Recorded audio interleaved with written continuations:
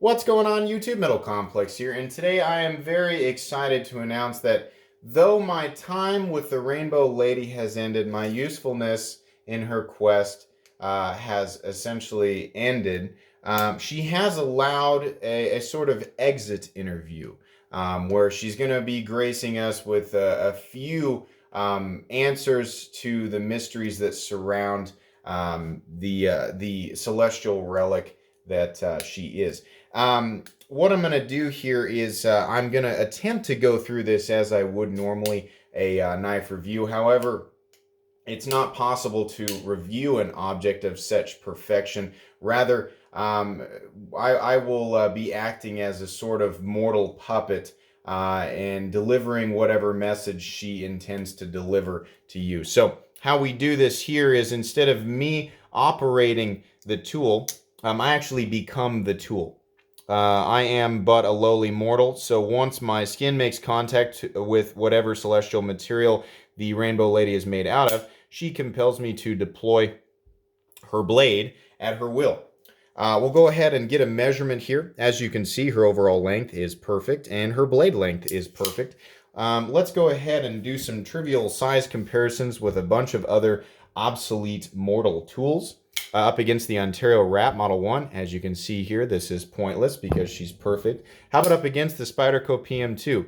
Again, pointless, completely obsolete item. How about up against the Benchmade Griptilian, or in this case, the Ritter Hogue, sporting M390, which of course is essentially wicker compared to whatever material the blade is made out of here on the Rainbow Lady. And last but not least, and possibly the most laughable comparison here, the Spyderco Para 3.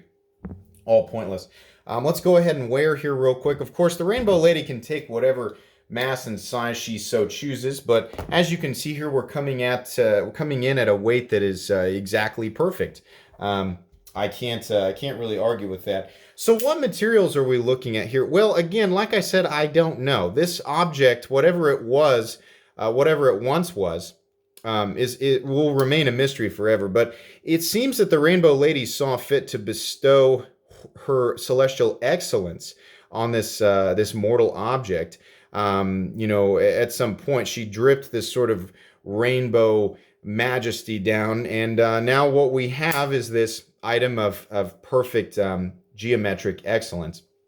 Out here, what you would call the blade, which is essentially it's more of a galactic catalyst of division.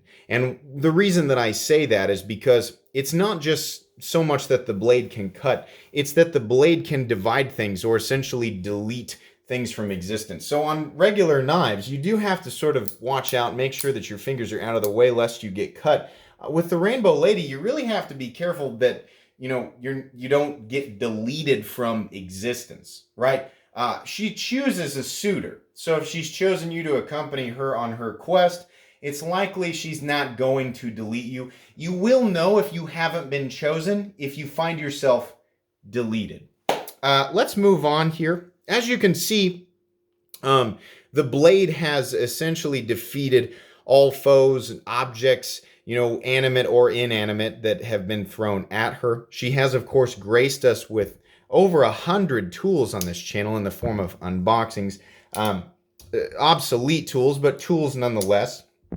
We can't all be graced with her presence all the time. We unfortunately we can only work with what our minds can comprehend. And frankly, I just can't comprehend this.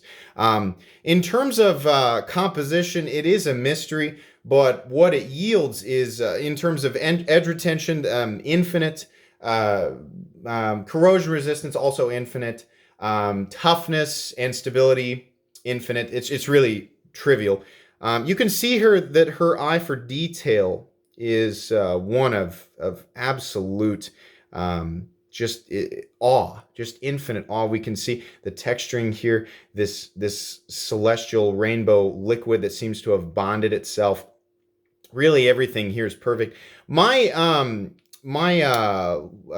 ignorant mortal self might have said, just picking this up and not understanding. I mean, not that I understand exactly what she is. I can only comprehend so much, but my mortal mind would tell me that there might be a couple of hotspots here. But this item was made by something that has a essentially a form of intelligence that is so far beyond what my ignorant self can comprehend. I really have no place in judging it or making a comment. Essentially, when you're holding it, you are in her control. So ergonomics and things like that really sort of just go out the window.